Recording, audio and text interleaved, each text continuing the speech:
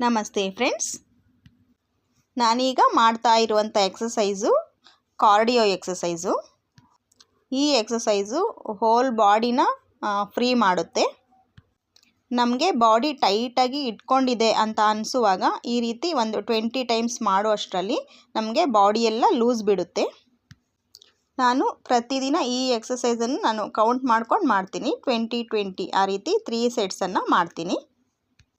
ನಾವು ನಮ್ಮ ಕೆಲಸಕ್ಕೆ ಎಷ್ಟು ಇಂಪಾರ್ಟೆನ್ಸನ್ನು ಕೊಡ್ತೀವಿ ಅಂದರೆ ಅಷ್ಟೇ ಇಂಪಾರ್ಟೆನ್ಸನ್ನು ನಮ್ಮ ಆರೋಗ್ಯಕ್ಕೂ ಕೊಡಬೇಕಾಗಿರುತ್ತೆ.